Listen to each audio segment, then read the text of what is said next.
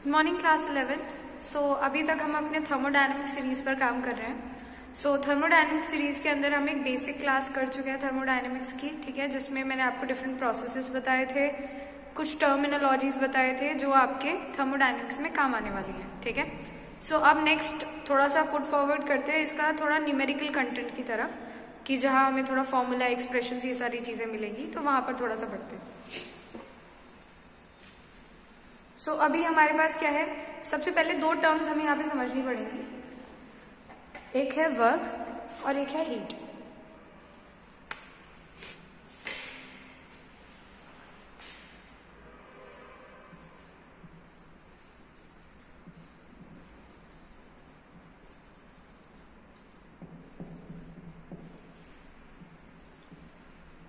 Work और एक है हीट।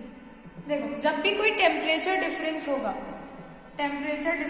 किसमें, दो ही टर्म पड़ी थी, सिस्टम में और सराउंडिंग में, ठीक। मान लो ये बॉडी है, हमारे पास एक बॉडी है, उसका 100 डिग्री सेल्सियस है टेम्परेचर, और ये दूसरी बॉडी है हमारे पास, इसका 50 डिग्री सेल्सियस है टेम्परेचर, ठीक है।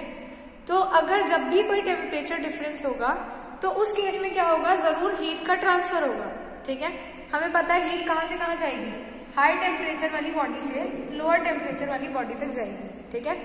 तो हमें यहाँ पर एक बात समझ आई कि जब भी टेम्परेचर डिफरेंस होगा हीट का लॉस या गेन होगा, किसमें, सिस्टम और सराउंडिंग में। मान लेते हैं कि ये मेरा सिस्टम है 100 डिग्री सेल्सियस वाला, और ये क्या है, मेरी सराउंडिंग है which is about 50 degree Celsius, ठीक। तो सिस्टम हो गया, सराउंडिंग हो गया, ठीक है। अब क्या है, एनर्जी देखो लॉस्ट हो रही है, कहाँ से, हीट एनर्जी कहाँ से कहाँ जा रही है, सिस्टम से सराउंडिंग में जा रही है, ठीक है। तो इसके लिए भी हमारे पास क्या होता है, एक साइन कन्वेंशन होता है। क्या होता है हमारे पास, साइन कन्वेंशन होता है। What does sign convention says, कि अगर heat is lost by the system, ठीक है, अगर सिस्टम हीट को रिलीज कर रहा है, इन दैट केस अगर बाय द सिस्टम जा रही है यानी लॉस हो रही है, तो उस केस में साइन आता है हमारा नेगेटिव, ठीक है। उस केस में हमारे पास क्या साइन आएगा, हीट हमारी कैसी होगी, नेगेटिव होगी, ठीक। लेकिन if we are talking about on the system, मतलब कि अगर सपोज फॉर ये 50 की जगह 150 होता, सही, तो हीट जो है हमारी इस डायरेक्शन में जाती, सिस्टम के ऊपर हीट अप्लाई हो रही होती, तो उस केस में ऑन द सिस्टम होगा, और उस केस में हमारा साइन कन्वेंशन क्या होता है, पॉजिटिव। ये बात बहुत अच्छे से ध्यान रखेंगे, जब सिस्टम से निकल रही है कोई चीज तो नेगेटिव, सिस्टम के अंदर आ रही है कोई चीज तो पॉजिटिव, ठीक। Now let's talk about work. अब अगर हम वर्क की बात करें तो वर्क कब होगा, जब भी प्रेशर का डिफरेंस होगा, सिस्टम का प्रेशर और सराउंडिंग का प्रेशर, यानी कि हम इसको बोल सकते हैं P एक्सटर्नल और इसको हम बोल सकते हैं P इंटरनल, गैस का अंदर इंटरनल प्रेशर। जब भी हम गैसियस सिस्टम के बारे में बात करेंगे, and we will be having two types of pressure, ठीक है। सिस्टम का प्रेशर अलग होगा सराउंडिंग के प्रेशर से, यानी P इंटरनल अलग होगा P एक्सटर्नल से। तो उस केस में हमारे पास क्या निकल करके आएगा, वर्क डन निकल करके आएगा। अब वर्क डन के भी क्या है, साइन कन्वेंशन है,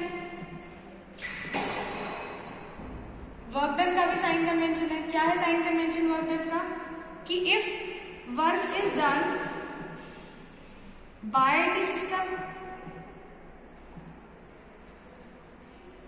इफ सिस्टम वर्क कर रहा है, सो उस केस में क्या होगा, नेगेटिव होगा वर्क डन, ठीक है। If work is done on the system, अगर सिस्टम के ऊपर काम हो रहा है, तो इन दैट केस हमारे पास क्या रहेगा, वर्क डन पॉजिटिव। यहाँ तक बात क्लियर हो रही है, ठीक है। ये बहुत इंपॉर्टेंट कॉन्सेप्ट है जो न्यूमेरिकल्स में हमें अप्लाई करना पड़ता है, ठीक है। अच्छा, एक चीज और, अगर सिस्टम के लिए हीट नेगेटिव है तो सराउंडिंग के लिए क्या हो जाएगी, पॉजिटिव, क्योंकि देखो सिस्टम के लिए नेगेटिव क्यों हुई, क्योंकि उसने हीट का लॉस किया। सराउंडिंग के लिए पॉजिटिव क्यों हुई, क्योंकि उसने हीट का एब्जॉर्प्शन करा, ठीक है। जहां से निकल रही है उसके लिए नेगेटिव, जिसको मिल रही है उसके लिए पॉजिटिव, ठीक है। बात समझ आ रही है। सो यहाँ पर क्या है, ये वाला कॉन्सेप्ट बड़े अच्छे से ध्यान रखना, साइन कन्वेंशन वाला, ठीक। चलिए अब आते हैं वर्क के एक्सप्रेशन पे।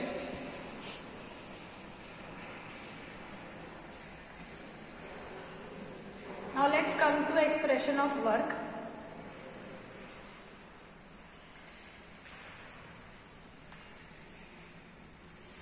ठीक है,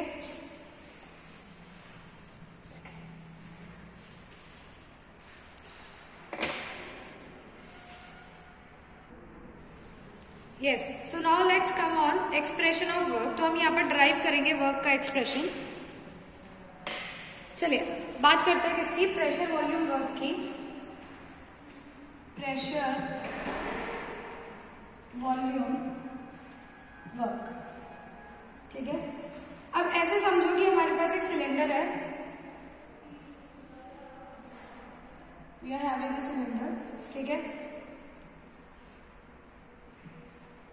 ये इस पे एक पिस्टन लगा हुआ है सिलेंडर के ऊपर, ठीक। यहां से एक्सटर्नल प्रेशर जा रहा है, ठीक। और P एक्सटर्नल हम ये मान लेते हैं कि हमारा अंदर का, देखो अंदर गैसेस होंगी, गैसेस का कुछ प्रेशर होगा P। ये वॉल्यूम है हमारी इनिशियल वॉल्यूम, देखो यहां से लेकर के यहां तक का जो वॉल्यूम है this is our initial volume, ठीक। अभी क्या हुआ, हमें एक चीज यहाँ पर पता है कि बाहर से एक्सटर्नल प्रेशर जो लग रहा है वो ज्यादा है गैसेस के इंटरनल प्रेशर से, ठीक। सो व्हाट होगा क्या, देखो अगर बाहर का प्रेशर ज्यादा होगा तो ये पिस्टन अंदर की तरफ चला जाएगा, कंप्रेस हो जाएगा। बात समझ रहे हो, मैंने क्या करा, इसको पिस्टन को ऐसे दबा दिया तो क्या हुआ, ये सिलेंडर में पिस्टन अंदर चला गया, कंप्रेस हो गया ड्यू टू एक्सटर्नल प्रेशर। अब जो ये वॉल्यूम हो गई, ये हमारी कितनी हो गई, VF, फाइनल वॉल्यूम हो गई, ठीक है। सो यहां से यहां तक क्या थी, इनिशियल वॉल्यूम थी, इस वाले एरिया तक, यहां था ना इनिशियल, ये हमारी क्या थी, इनिशियल थी, and this is our final volume, ठीक। यहां तक बात क्लियर है, सही है। अब देखो डिस्टेंस मूव बाय, जो हमारा डिस्टेंस मूव हुआ वो कितना मूव हुआ, इस एरिया से इस एरिया तक, इस डिस्टेंस को हम ले लेंगे L, ठीक है। Let this distance be L, वो डिस्टेंस जितना पिस्टन मूव किया है, ठीक है। एरिया ऑफ क्रॉस सेक्शन हमारा हो गया A, एरिया कितना हो गया, A हो गया, ठीक। तो यहां से मेरे को एक चीज बताओ, चेंज इन वॉल्यूम क्या होगा, डेल्टा V क्या हो जाएगा, VF माइनस VI, ऐसे ही निकालोगे change in volume, VF upon VI करके। और प्रेशर क्या हो जाएगा, और इसको देखो मैं ऐसे भी लिख सकती हूँ, लेंथ इंटू ये जो लेंथ है इंटू एरिया। वॉल्यूम क्या होता है, लेंथ इंटू एरिया, सही है। चलिए अब प्रेशर क्या होता है, प्रेशर होता है फोर्स अपॉन एरिया, ठीक। फोर्स क्या होता है, प्रेशर हो गया फोर्स अपॉन एरिया, तो यहां से फोर्स निकाल सकते हैं, फोर्स क्या हो जाएगा, प्रेशर इंटू एरिया, ठीक। यहां तक बात क्लियर है। नाउ हमें निकालना है क्या, वर्क डन। तो वर्क डन का फॉर्मूला हमें याद है फिजिक्स के अंदर, ये था फोर्स इंटू डिस्प्लेसमेंट, ठीक है। फोर्स क्या होगी, प्रेशर इंटू एरिया। किस प्रेशर की वजह से फोर्स लग रही है, देखो प्रेशर कौन सा डोमिनेटिंग है, P एक्सटर्नल, तो लिख दे P external into area into D क्या है, डिस्टेंस जो ट्रेवल हुआ है, which is equal to L। A into L देखो किसके इक्वल होता है, VF माइनस VI के, तो सीधा ये पुट कर दो, P external into delta V, लिख सकते हैं ऐसा, सही है। यहां तक बात हो गई। तो हम ये कह सकते हैं W is equals to P del V, ठीक। अब हमें पता है बाय कन्वेंशन वर्क हमारा क्या होता है, नेगेटिव, सही है। तो फॉर्मूला बन गया W is equals to minus का P डेल V, ये हमारा क्या हो गया, एक्सप्रेशन आ गया वर्क का, ठीक। अच्छा एक बात यहाँ पर रखेंगे, यहाँ पर हमारा वर्क डन देखो कैसा है। अगर मैं इस प्रोसेस की बात करूं तो ये प्रोसेस रिवर्सिबल है या इरिवर्सिबल है, ठीक है। सोच के बताइए ये प्रोसेस रिवर्सिबल है या फिर इरिवर्सिबल है। So this process is irreversible. यहां पर अभी जो हो रहा है ये क्या है, इरिवर्सिबल। मैंने ऐसा नहीं कहा कि P एक्सटर्नल बहुत ज्यादा डिफरेंस नहीं है या बहुत माइन्यूट सा डिफरेंस है, पिस्टन हल्का सा मूव करेगा फिर वापस वहीं पे आ सकता है, इस टाइम पे जो पूरा केस है क्या है, रिवर्सिबल है। हमने उसको प्रेस करा, वो अंदर चला गया, वो बाहर नहीं आ रहा जब तक एक्सटर्नल प्रेशर आप नहीं हटाओगे। ठीक, सो ये हमारा क्या है, यहाँ पर सिंपल हमारा वर्क डन निकला है किसके लिए, फॉर इरिवर्सिबल प्रोसेस। अब अगर हम रिवर्सिबल प्रोसेस की बात करें, सो रिवर्सिबल प्रोसेस में वर्क डन देखो कैसे निकालेंगे। इसको मैं पूरे को रब कर रही हूँ, आप स्क्रीनशॉट ले लो जल्दी से। चलिए,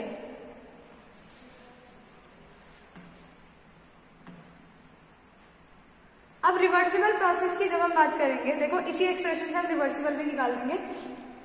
जब हम रिवर्सिबल प्रोसेस की बात करते हैं तो उस केस में हमारे पास क्या होगा, बहुत स्मॉल चेंज आएगा। ठीक है, तो जब बहुत स्मॉल चेंज आता है तो हम क्या करते हैं, इंटीग्रेट करके वैल्यू निकालते हैं, और यहाँ पर हम क्या करेंगे, टेम्परेचर कांस्टेंट लेंगे। तो हम लिख देते हैं फॉर आइसोथर्मल रिवर्सिबल। सही है, आइसोथर्मल रिवर्सिबल प्रोसेस में देखो क्या होगा, अब हमारे पास इंटीग्रेट करेंगे तो W is equals to, limits लगाएंगे इंटीग्रेट करने के लिए, P एक्सटर्नल, देखो यही तो था, इंटू dV, डेल V की जगह मैंने dV कर दिया क्योंकि बहुत स्मॉल चेंज है। इंटीग्रेट कैसे करेंगे, माइनस का साइन भी था, माइनस बाहर निकाल दिया, तो इंटीग्रेट करेंगे किससे, लिमिट्स रख दे VI या फिर V1 लिख देते हैं, V1 टू V2, बात वही है, V1 लिख लो, V2 लिख लो। सही, अगर हम आइसोथर्मल रिवर्सिबल प्रोसेस में वर्क करें, देखो अब यहाँ पर क्या है, इस dV को मैं या इस P एक्सटर्नल को मैं ऐसे कर सकती हूँ, W is equals to minus का VI अपॉन VF ही लिख लेते हैं, चाहे तो आप इसे V1 V2 कर लो, मुझे VI VF पसंद है इसलिए मैं वही लिख रही हूँ। ठीक, सही, अब यहाँ पर इस P एक्सटर्नल को ऐसे लिख सकती हूँ मैं, P इंटरनल से थोड़ा सा ज्यादा प्रेशर का कम या ज्यादा होना, ठीक है, इनटू dV। ठीक, अब हम क्या करेंगे, इनकी मल्टीप्लाई करेंगे, देखो इसकी इससे मल्टीप्लाई करेंगे, इसकी इससे मल्टीप्लाई करेंगे, देखो कुछ ऐसा करेंगे, VI VF हम करेंगे P internal into dV plus minus dP into dV। ये वैल्यू बहुत ज्यादा स्मॉल होने की वजह से इसको हम नेग्लेक्ट कर सकते हैं, दोनों ही स्मॉल चेंज है। ठीक, सो हमारे पास क्या आया, VI upon VF into P लिख रही हूं मैं इसे सिर्फ और सिर्फ गैसेस का प्रेशर है, इंटू dV। अब from ideal gas equation we know that, यहीं पे लिख देते हैं, from ideal gas equation we know that P is equals to या PV is equals to nRT, तो P is equals to nRT upon V, ये वाली बात पता है हमें, तो यहाँ पे ये लिख देते हैं,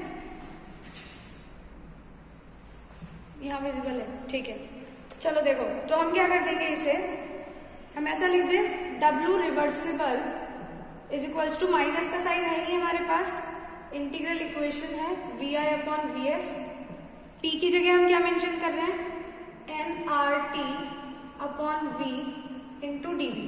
देखो N number of moles, R gas constant और टेम्परेचर कांस्टेंट है, तीनों को बाहर लिया है, तो ये हो गया माइनस का nRT VI upon VF into 1 upon V dV।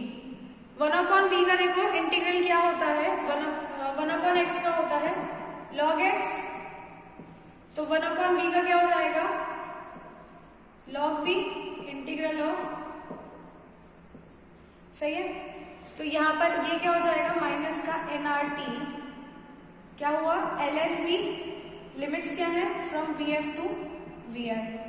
अब लिमिट्स कैसे लगाएंगे, nRT है ही, तो हम क्या करेंगे, final minus initial, VF minus ln VF minus ln VI। ठीक है, लॉग में जो माइनस होता है उसको कैसे लिख देते हैं, माइनस का nRT ln VF upon VI लिख सकते हैं। ठीक, ln को सॉल्वेबल फॉर्म में चेंज करने के लिए क्या करते हैं, W reversible is equals to minus का 2.303 RT, N भी है यहाँ पे nRT, log VF upon VI। ठीक, सो यहां से हमारे पास एक्सप्रेशन निकल करके आ गया जो हमको चाहिए था। ओके, चलिए, सो अब पढ़ते हैं नेक्स्ट क्लास में। अभी हमने वर्क डन का एक्सप्रेशन कर लिया। ये मैंने एक्चुअली क्लास में नहीं कराया था, इसलिए मैंने यहाँ पर कराया है कि अगर किसी को डेरिवेशन जाननी है किस तरीके से होती है, otherwise if you don't want to learn the derivation, just learn the expression. ठीक है, ये वाला जो एक्सप्रेशन आया है और जो हमारा इरिवर्सिबल वाला एक्सप्रेशन था, सिर्फ उसको रिमाइंड करिए, उसको मेमोराइज कर लीजिए, वही आपका काम हो जाएगा, उससे यूज हो जाएगा। और बस ये समझ जाओ इरिवर्सिबल वर्क डन और रिवर्सिबल वर्क डन का फॉर्मूला अलग होता है, तो केस देख करके फिर लगाएंगे। ओके, चलिए, हैव अ नाइस डे।